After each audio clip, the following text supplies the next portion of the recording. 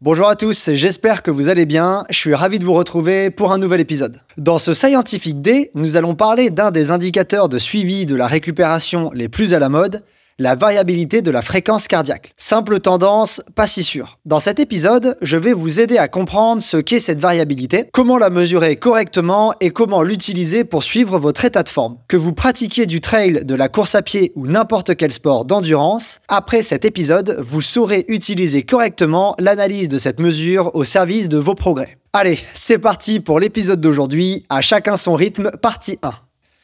Avant de commencer, je vous propose un petit rappel du fonctionnement du cœur. Notre cœur bat. Jusqu'ici, cet épisode ne vous a rien appris. Plus précisément, plusieurs fois par minute, le cœur se remplit de sang et l'éjecte dans le système. Pour faire simple, le cœur est constitué de deux oreillettes, une en haut à gauche et une en haut à droite. Ces dernières sont les premières à récupérer le sang. L'oreillette droite récupère le sang pauvre en oxygène, qui vient d'un peu partout dans votre corps, c'est ce qu'on appelle la grande circulation. Et l'oreillette gauche récupère le sang riche en oxygène qui provient du système pulmonaire, c'est ce qu'on appelle la petite circulation. Ensuite, le cœur transfère ce sang dans les ventricules droit et gauche, situés en dessous des oreillettes, droite et gauche. Une fois les ventricules remplis, le cœur se contracte. Le ventricule droit envoie le sang pauvre en oxygène vers les poumons, donc dans la petite circulation, pour qu'il y soit rechargé en oxygène. Celui à gauche envoie le sang riche en oxygène dans tout l'organisme, c'est-à-dire dans la grande circulation pour que l'oxygène soit utilisé. Au milieu de ces chambres et des artères et veines qui connectent le cœur au reste du corps se trouvent des petites valves qui permettent au sang de passer dans un seul sens sans retour en arrière possible. Le cœur bat grâce à un muscle appelé le myocarde. Il est un petit peu différent des autres muscles du corps, mais passons. Or, la contraction et le relâchement de tous les muscles du corps sont permis par une activité électrique.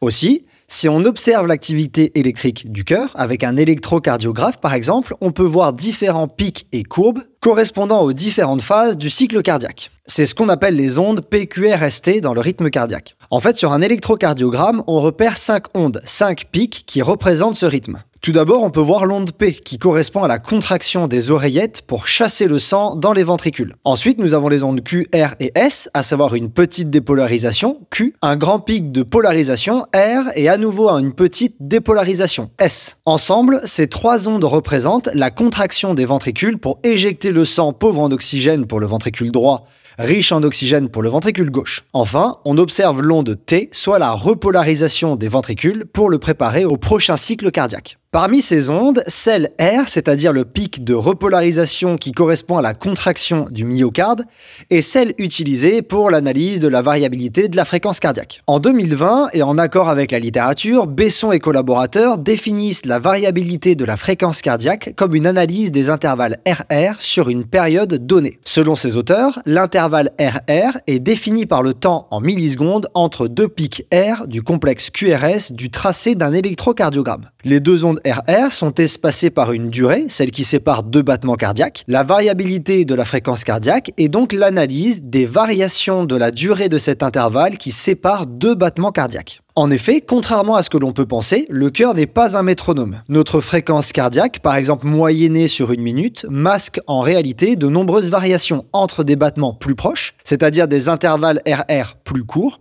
ou plus éloignés, c'est-à-dire des intervalles RR plus longs. La raison de cette variabilité provient des systèmes nerveux sympathiques, aussi appelés orthosympathiques, et parasympathique qui influence cet intervalle en permanence. Le sympathique ou orthosympathique excite le myocarde en jouant sur son rythme et sa force de contraction. Le parasympathique, aussi appelé activité vagale, freine en ralentissant le rythme et en réduisant la force de contraction. D'autres paramètres rentrent également en jeu dans cette variabilité, comme la fréquence respiratoire, la pression artérielle, etc. Ici, une première limite apparaît d'ailleurs. Un changement dans la variabilité de la fréquence cardiaque peut découler d'un changement dans l'activité sympathique, orthosympathique ou parasympathique, vagale. Cependant, il sera très difficile de connaître le fautif. Je reviendrai sur ce point un peu plus tard dans l'épisode et dans la partie 2. Maintenant, passons à comment mesurer la variabilité de la fréquence cardiaque.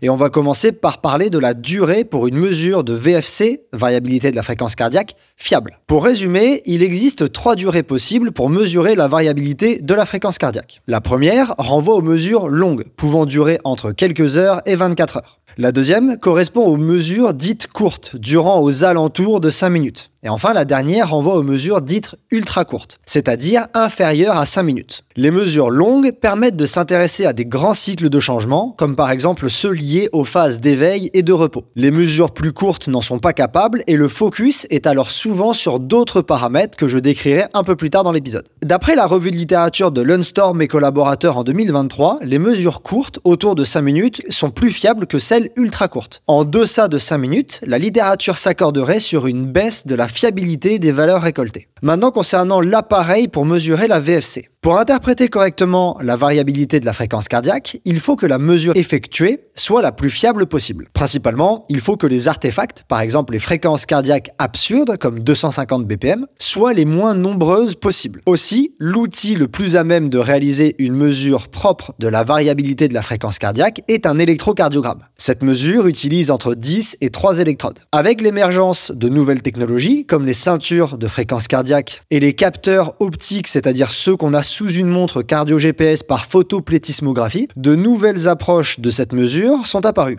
La première question que j'aimerais répondre ici concerne la fiabilité de ces appareils, car les technologies citées sont très différentes et leur fiabilité également. Cela est encore plus vrai avec les mesures par capteur optique qui ont souvent été identifiées comme manquant de robustesse. Je vous ferai un épisode là-dessus très bientôt. Donc voyons ce que la littérature a apporté comme réponse sur le sujet. En 2019, Dobbs et collaborateurs ont réalisé une méta-analyse pour évaluer la fiabilité des appareils de mesure dits portables. Par exemple les ceintures, les cardio-optiques, la lumière sur un téléphone, etc. Comparativement à la mesure d'un électrocardiographe, le plus robuste. Pour cela, ils ont regroupé 23 études. Elles comparaient toutes la fiabilité d'un appareil portable versus un électrocardiographe sur un ou plusieurs paramètres de la variabilité de la fréquence cardiaque. Ils ont réussi à extraire au total 301 comparaisons. Leurs analyses ont montré que, toutes mesures confondues, il y avait une différence significative systématique entre les mesures par appareil portable et les mesures par électrocardiographe. La taille de l'effet est de 0,23. Avec mon expérience scientifique, je me permets de donner un avis en précisant que cette différence n'est pas si petite que les auteurs le laissent entendre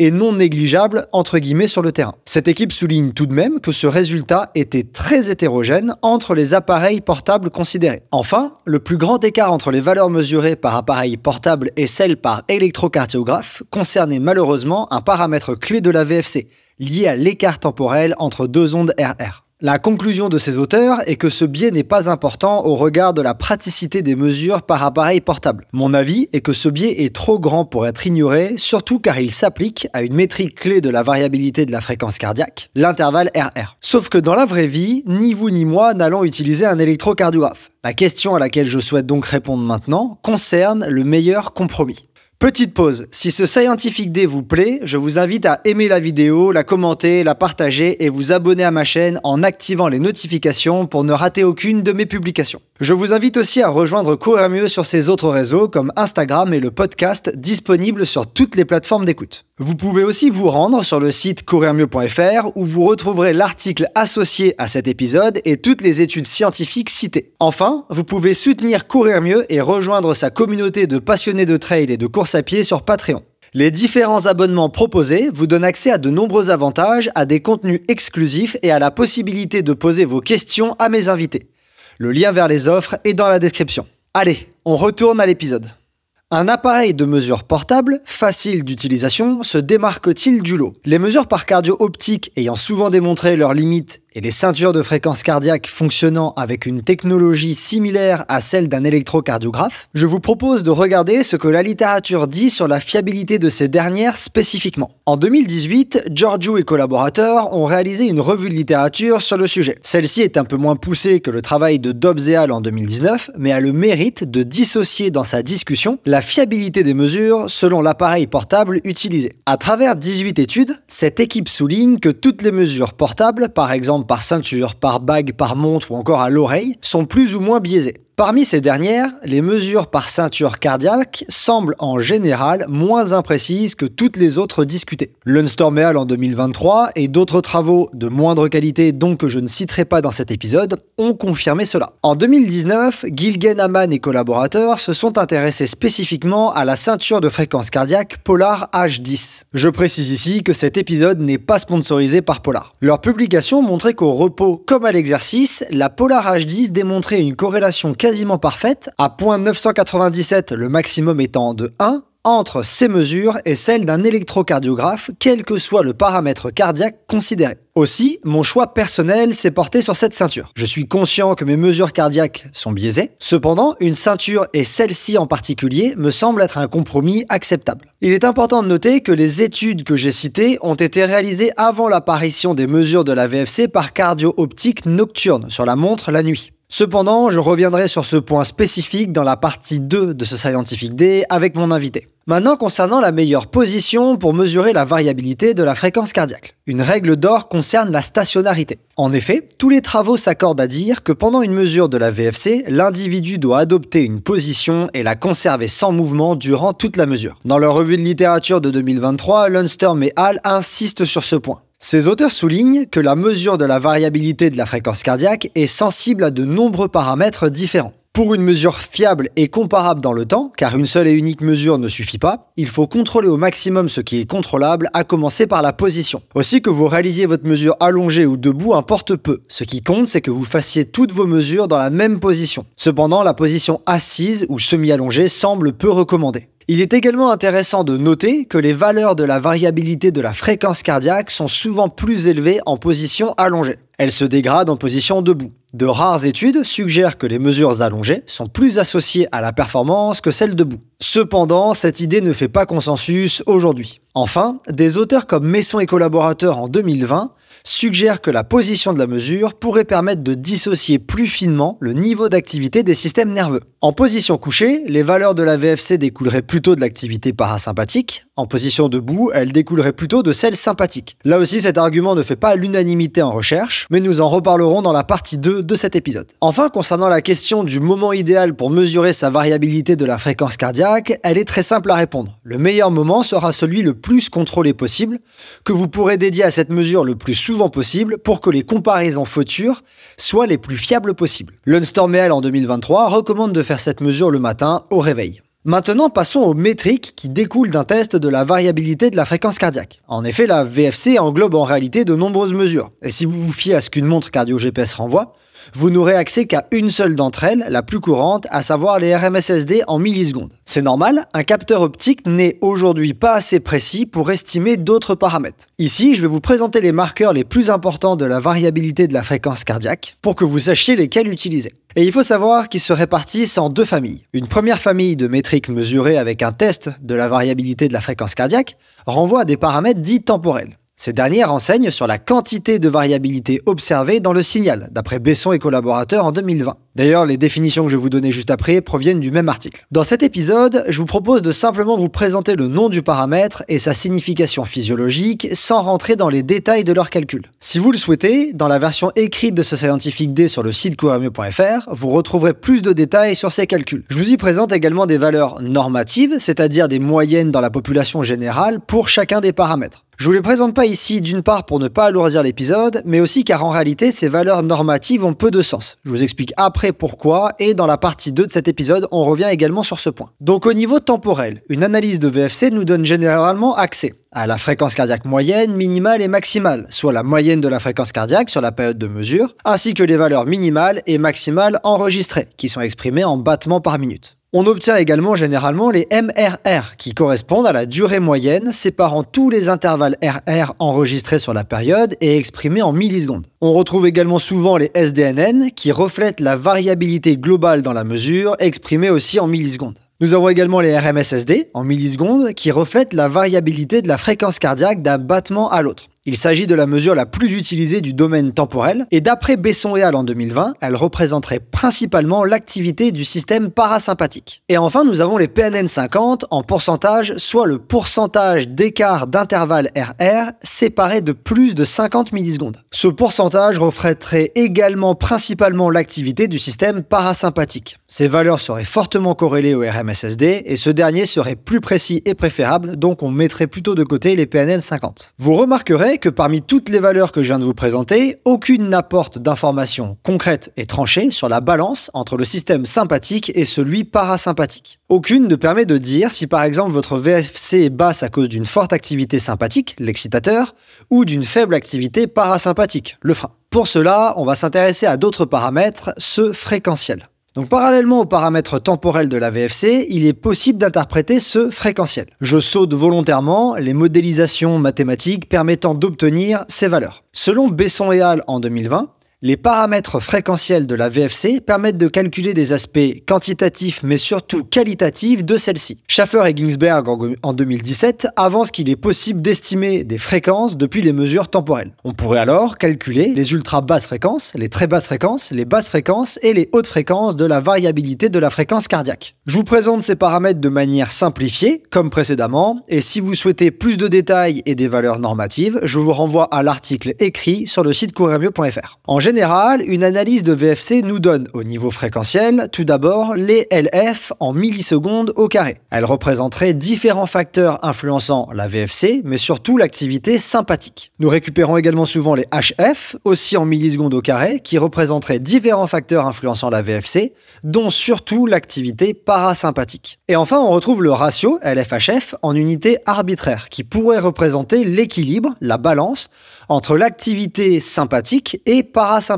Il est important de noter que cette analyse des fréquences est débattue dans la littérature. Certains auteurs et certains travaux rejettent le fait que les basses fréquences représentent l'activité sympathique et les hautes fréquences celles parasympathiques, et le ratio LF-HF l'équilibre entre les deux. Enfin, je trouve intéressant de noter que tous ces paramètres ne sont pas toujours utilisés. La plupart du temps, le suivi de la VFC se fait à travers la FC moyenne, les RMSSD et le LF-HF ratio. Cependant, je reviendrai plus en détail sur les marqueurs clés dans mon interview de Laurent Schmitt, expert de la thématique. Laurent nous y présentera également d'autres indicateurs pertinents pour l'analyse de la VFC et comment les utiliser.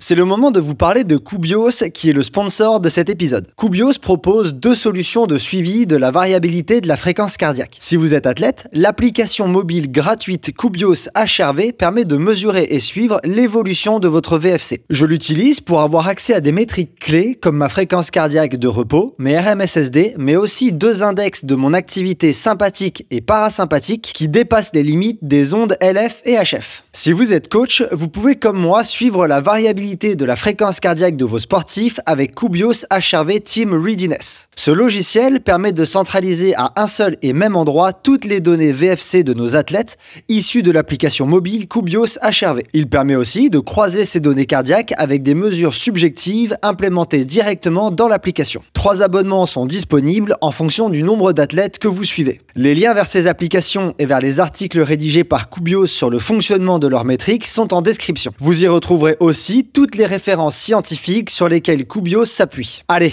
on retourne à l'épisode.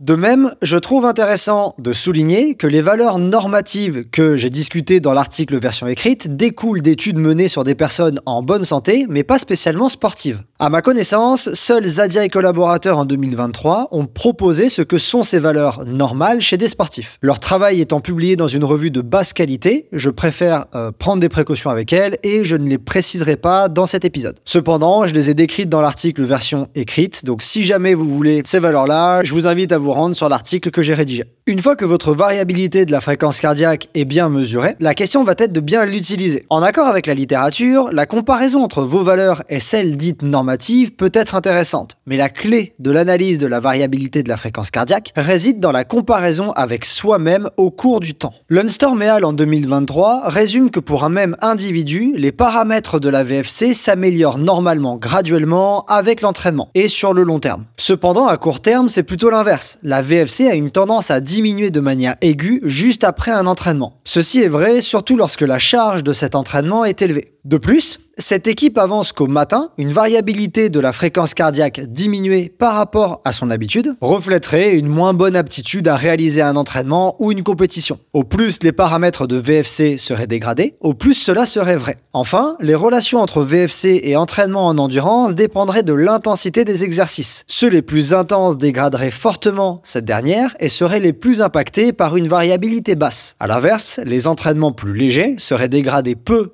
ou pas, voire améliorerait la VFC. Enfin, une basse VFC aurait peu de conséquences sur la bonne réalisation de ces derniers. Ainsi, de manière aiguë, la VFC serait un indicateur d'un besoin de récupération. La chute de ces valeurs ne doit pas inquiéter tant que ces dernières reviennent à la normale par la suite. Néanmoins, ce type de dégradation continue qui s'étendrait sur le long terme devrait quant à lui poser des questions. Par exemple, la méta-analyse de 2016 de Bellinger et al. Souligne clairement les relations significatives entre surentraînement et dégradation chronique des paramètres de la variabilité de la fréquence cardiaque. On sait donc que la variabilité de la fréquence cardiaque est impactée par l'entraînement, indiquant potentiellement un besoin de récupération et ou de diminution aiguë de la charge. Elle peut aussi indiquer un état de forme diminué. Tout cela ouvre la porte à ce que des auteurs ont appelé HRV Guided Training ou Training Prescription Based on Daily HRV. C'est-à-dire, en français, une adaptation quotidienne de l'entraînement en fonction des mesures de la variabilité de la fréquence cardiaque. D'après Lunstorm et al. En 2023, la VFC dite de base est d'abord mesurée sur 3 jours à 4 semaines. Ensuite, les séances d'entraînement à haute charge, par exemple haute intensité ou sortie longue, sont réalisées lorsque les paramètres de la VFC sont dans la norme de l'individu préalablement établie. Les jours où ces paramètres sont plus bas, des entraînements à faible charge, par exemple un simple footing ou du repos, sont prescrits. À ma connaissance, 2 articles écrits par la même équipe ont investigué l'effet de cette approche pour trancher si oui ou non, adapter son entraînement en fonction de sa VFC permet des progrès plus marqués en endurance. En 2020, Ducking et al. Ont publié une revue de littérature comparant l'efficacité sur les progrès en course à pied d'un programme prédéfini fixe versus un programme aux entraînements guidés par les valeurs de la VFC. Pour réaliser cette dernière, ils ont regroupé les résultats de 5 études disponibles. Les interventions duraient entre 4 et 8 semaines, ce qui est plutôt court. La VFC était généralement mesurée tous les matins au réveil pendant l'intervention et pendant 3 à 10 jours avant celle-ci, le matin également pour établir les valeurs de base. Les études s'intéressaient surtout aux variations des RMSSD. De manière générale, leur analyse de la littérature a révélé peu de différences. Dans certaines études, les marqueurs de progrès, comme la meilleure performance sur une distance donnée, la VO2 pic, une consommation maximale instantanée d'oxygène ou la vitesse maximale au seuil lactique 2, s'étaient significativement plus améliorés dans les groupes où les entraînements étaient guidés par la VFC que dans les autres groupes. Dans d'autres études, il n'y avait pas de différence entre les groupes. Les auteurs concluent que les preuves sont minces, mais pourraient légèrement favoriser l'adaptation de la charge de l'entraînement aux valeurs de la VFC. En 2021, cette équipe de chercheurs a conduit un travail extrêmement similaire. Cette fois, la littérature sur le sujet s'étant remplie, ils ont pu identifier 8 études. Ce plus grand nombre d'études considérées leur a permis de réaliser des analyses statistiques, à savoir une méta-analyse. Les interventions duraient cette fois entre 15 jours et 8 semaines, ce qui est également court, et les interventions étaient principalement des entraînements de course à pied, avec néanmoins 2 études menées dans le cadre du cyclisme. La VFC était mesurée durant une période dite baseline, puis majoritairement les matins. Tout d'abord, leurs analyses ont révélé que 2 marqueurs de performance, à savoir le meilleur temps réalisé sur une distance donnée et la VO2 pic, avaient plus progressé dans les groupes avec les entraînements guidés par la VFC que dans les autres groupes. Cependant, cette différence n'était pas statistiquement significative. Ensuite, les statistiques ont montré que la vitesse ou la puissance au seuil lactique 1 et au seuil lactique 2 avaient significativement plus augmenté dans les groupes avec les entraînements guidés par la VFC que dans les autres groupes. Enfin, elles ont mis en lumière que significativement plus de personnes avaient progressé et moins de personnes avaient stagné quand la charge de l'entraînement était modulée par la VFC, ce qui est un résultat très intéressant à mon sens. Il est cependant important de noter que toutes les différences étaient de petite ampleur. Les auteurs concluent que la littérature sur le sujet est peu abondante et que beaucoup d'études sont de mauvaise qualité. Il est selon eux difficile de tirer des conclusions définitives aujourd'hui. Néanmoins, et malgré des interventions de courte durée, les preuves semblent plutôt pencher en faveur des entraînements basés sur les valeurs de la VFC ou, à minima, vers l'importance de considérer ce paramètre dans la modulation de son entraînement. En conclusion, la variabilité de la fréquence cardiaque est l'analyse des variations dans la durée qui sépare 2 battements cardiaques. Elle s'exprime sur une période donnée. Ces variations sont caractérisées par des paramètres temporels et fréquentiels. Parmi les paramètres temporels, on retrouve surtout la FC moyenne, le SDNN et le RMSSD. Parmi ceux fréquentiels, on retrouve les hautes fréquences, les basses fréquences et le ratio entre ces dernières. Les hautes fréquences représenteraient l'activité parasympathique. Les basses fréquences caractériseraient plutôt celle sympathique. Le ratio LFHF pourrait représenter l'équilibre entre ces deux activités. Des mesures régulières, par exemple plusieurs fois par semaine, les mêmes jours, permettent de faire un suivi individualisé de cette variabilité. Une mesure fiable peut durer 5 à 6 minutes en position allongée au réveil avec une ceinture cardiaque et une application smartphone dédiée. Les autres mesures, par exemple par cardio-optique sur une montre, manquent de fiabilité et ne donnent généralement accès qu'à une information, le RMSSD, de manière plutôt biaisée. C'est une première base intéressante, mais certainement insuffisante pour un suivi de la VFC. La VFC interagit avec l'entraînement. Les valeurs de ces paramètres se dégradent après un entraînement, surtout si celui-ci est de charge élevée. De plus, la relation inverse existe. Des valeurs de VFC dégradées représenteraient une aptitude moindre à réaliser un entraînement avec une charge élevée ou une compétition. Il est donc possible d'adapter ces séances d'entraînement à nos mesures de la variabilité de la fréquence cardiaque. La revue de littérature et la méta-analyse que j'ai citée sur le sujet ne permettent pas de trancher sur la question de l'utilité de cette approche. Cependant, leurs résultats tendent vers un intérêt d'adapter son entraînement à la VFC, même si les bénéfices semblent à ce jour modestes. À mon sens, la VFC est un outil parmi d'autres. Mesurée régulièrement et correctement, elle renseigne sur la récupération d'une personne et son aptitude à s'entraîner à un moment donné. Elle n'est pas un indicateur mieux qu'un autre, cependant, les valeurs d'un test de variabilité de la fréquence cardiaque ont le mérite d'être objectifs, c'est-à-dire non influencés par le ressenti de l'individu. Personnellement, je trouve son utilisation intéressante au quotidien et couplée à d'autres mesures, comme un questionnaire de forme, par exemple le Hooper. Voilà, c'est tout pour l'épisode d'aujourd'hui. J'espère que son contenu vous a plu et vous a permis de mieux comprendre ce qu'est la variabilité de la fréquence cardiaque. J'espère aussi qu'il vous a donné toutes les clés pour mettre en place l'analyse de cette variabilité avec vous-même ou avec les athlètes que vous entraînez. J'ai hâte de vous présenter la partie 2 de cet épisode avec mon invité expert de la thématique, Laurent Schmitt, chercheur en sciences du sport, professeur au Centre national de ski nordique jusque récemment et fondateur de la structure HRV Performance. À très bientôt pour un nouvel épisode, et n'oubliez pas que selon Edwards Deming, sans donner à l'appui, nous ne sommes qu'une personne de plus avec une opinion.